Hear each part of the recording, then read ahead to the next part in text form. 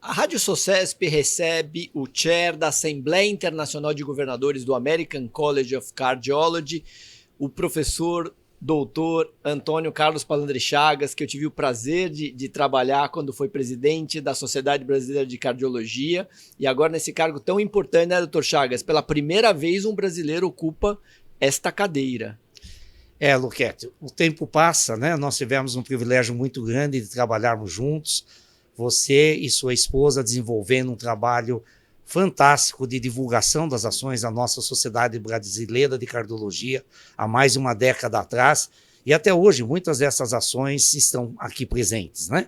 É uma alegria muito grande estar com você aqui e na nossa Socesp, que é o nosso grande berço, né? Antes de ser Sociedade Brasileira de Cardiologia, eu tive o privilégio de ser presidente da Sociedade de Cardiologia no nosso estado de São Paulo, é a nossa terra máter, é a nossa organização de base, e nós somos um filiado da Sociedade Brasileira de Cardiologia, aliás, com muito orgulho. Verdade. Professor, você esteve inteiramente ligado na organização desse simpósio do American College of Cardiology e a Socesp. A Socesp trouxe ao Brasil o presidente do ACC, o Hadley Wilson, um privilégio para a gente, fez uma palestra brilhante na abertura, na conferência inaugural. O que o senhor tem para falar desse simpósio e da qualidade científica que ele teve? Primeiro, foi um simpósio de grandes avanços da medicina, e ter a presença do presidente do American College of Cardiology é um grande prestígio para a nossa sociedade de cardiologia. Lembrando que, habitualmente, os grandes representantes do college, eles vão aos congressos das sociedades nacionais. O próprio Dr. Hadley estava vindo de Londres, ele esteve em Manchester, no congresso da Sociedade Inglesa de Cardiologia, e veio diretamente aqui para São Paulo a tempo de chegar para poder participar desse simpósio de abertura. E foi Isso mostra a força da nossa cardiologia, exatamente, né? Força da nossa cardiologia, mas mostrar igualmente a força de nossa sociedade regional.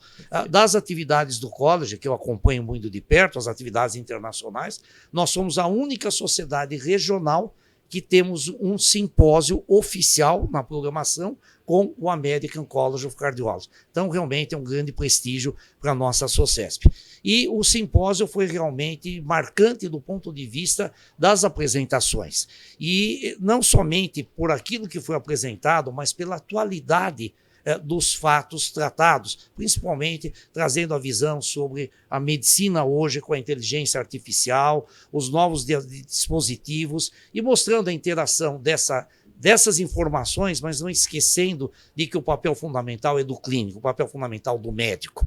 Os diagnósticos podem até ser feitos e serem aprimorados pela computação, pela inteligência artificial, mas tem que ter o ser humano por detrás para fazer com que isso ocorra da maneira mais adequada, não tenha dúvida nenhuma. Perfeito. E mais ainda, né? Depois nós tivemos o privilégio, na sessão subsequente, de uma sessão em homenagem ao foi meu professor na faculdade e um grande mestre da cardiologia brasileira, o professor José Eduardo de Souza, que teve um trabalho extraordinário na divulgação e na implementação das técnicas de stent. Isso é mundialmente reconhecido, e o Dr. Hadley, que é hemodinamicista, teve também a distinção de vir prestigiar este evento e igualmente fazer referência ao trabalho do professor José Eduardo de Souza. Quer dizer, são méritos da cardiologia brasileira.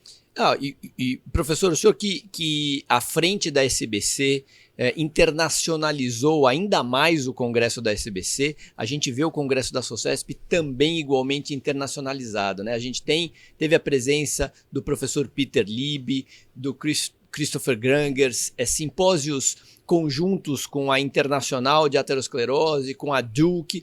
Como o senhor vê, imagino que de forma orgulhosa o senhor que foi presidente da Socesp, um congresso tão internacional como esse? Se nós lembrarmos, né, do tempo que nós vivíamos em Campos do Jordão, e eu fui presidente da Socesp quando nós fazíamos o congresso em Campos do Jordão, tive até o privilégio de ser presidente de um congresso lá, quando o professor Fábio Jatene era presidente da Socesp.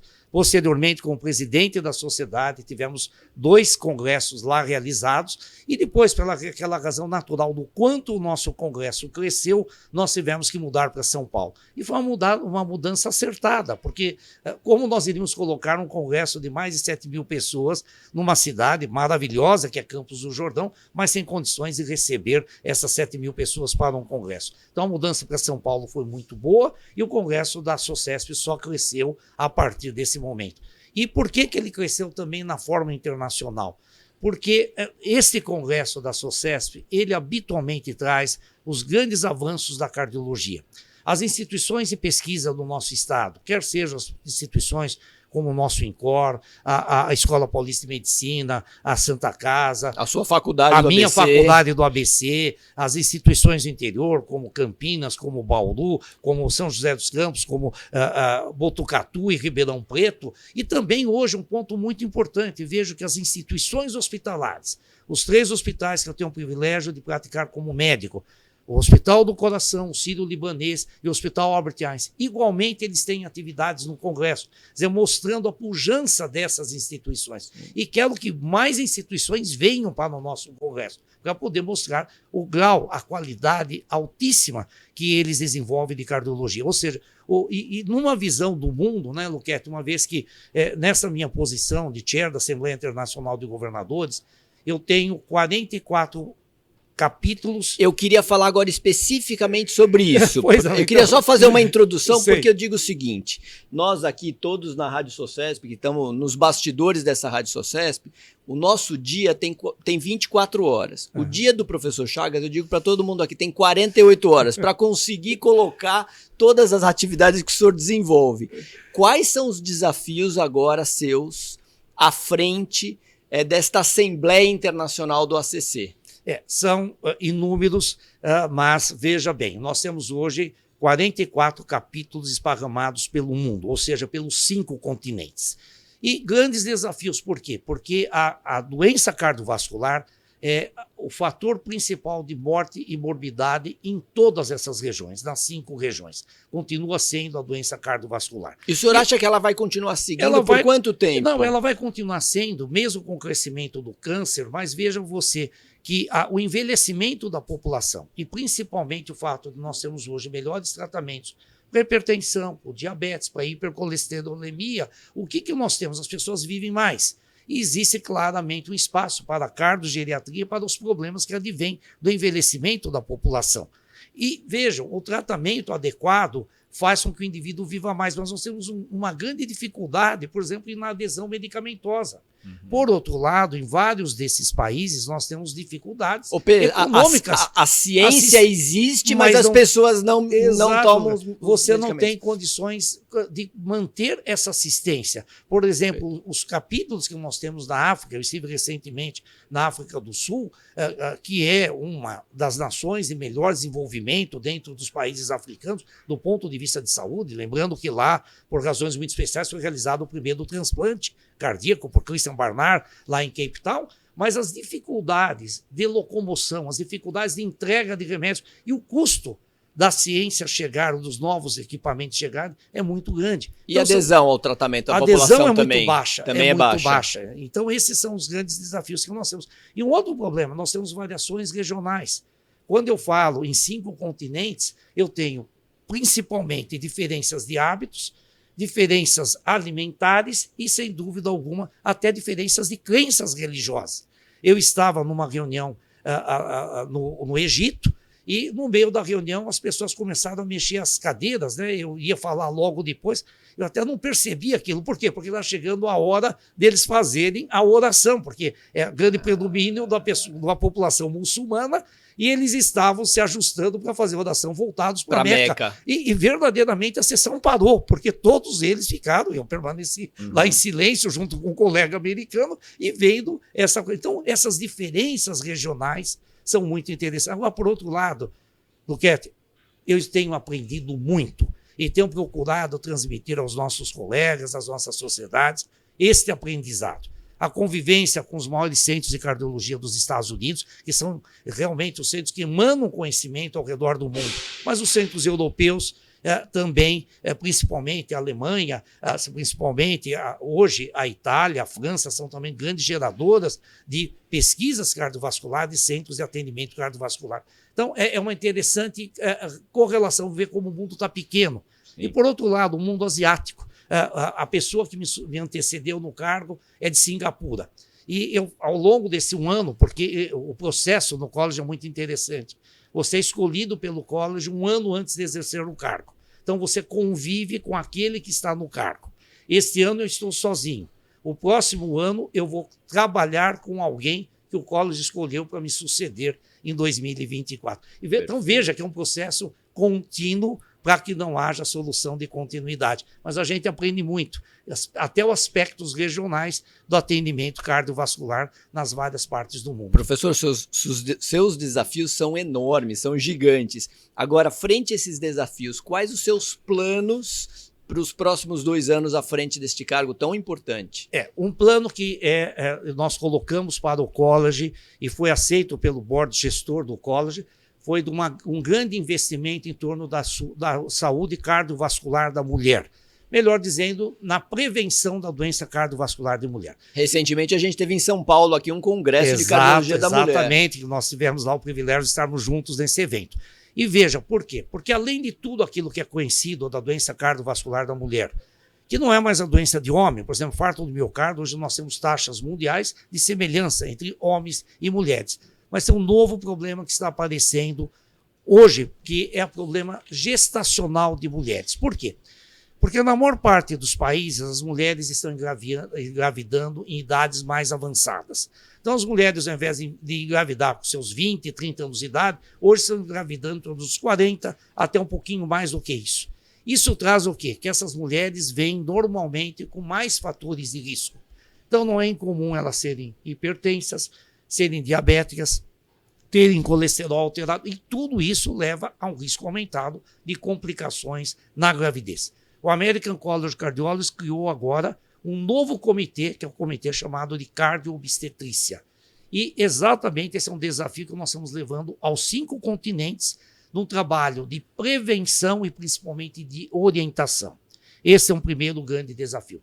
Meu segundo grande desafio, como pessoa voltada à medicina translacional e à ciência, é a preocupação com novas lideranças na cardiologia. Perfeito. Outro debate que acabou de terminar aqui no Congresso da SOCESP. Exato. Por quê? Porque, para ser verdade, nós estamos envelhecendo.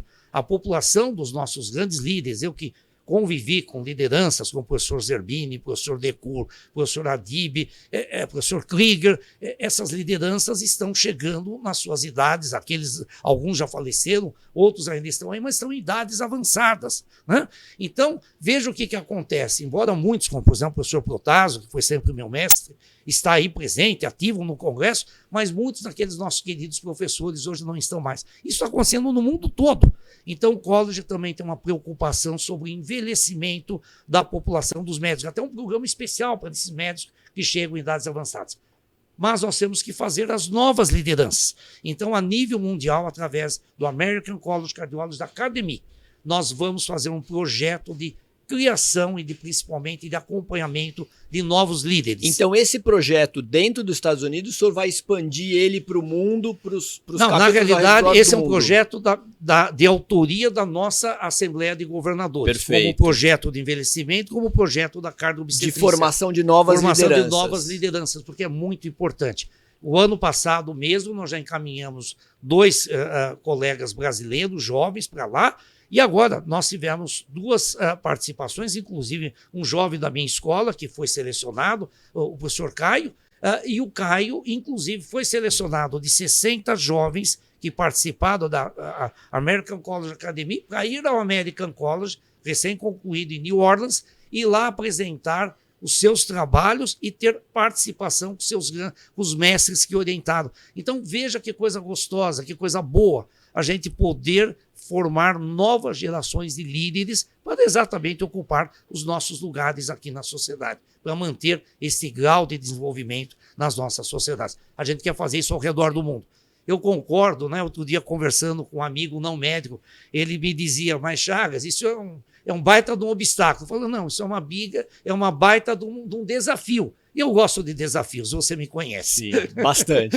Professor Chagas, foi um orgulho nós recebermos o senhor aqui na Rádio Socesp. É um orgulho nosso, brasileiros, termos o senhor nesse cargo tão importante representando o Brasil. E eu desejo sucesso nessa empreitada que não vai ser fácil. Olha, muito obrigado, Luquete. Eu quero deixar aqui o meu mais profundo agradecimento à sociedade aonde eu comecei, que foi a Sociedade de Cardiologia do Estado de São Paulo, e que esta carreira sirva de exemplos a outros colegas cardiologistas brasileiros e que novas lideranças sejam formadas para a gente poder continuar o grande desafio de diminuir a ocorrência de doença cardiovascular ao redor do mundo. Tenha certeza, o senhor é um exemplo para tantos cardiologistas que estão andando, por esses corredores. Muito obrigado. Eu que agradeço. Muito obrigado, Luquete.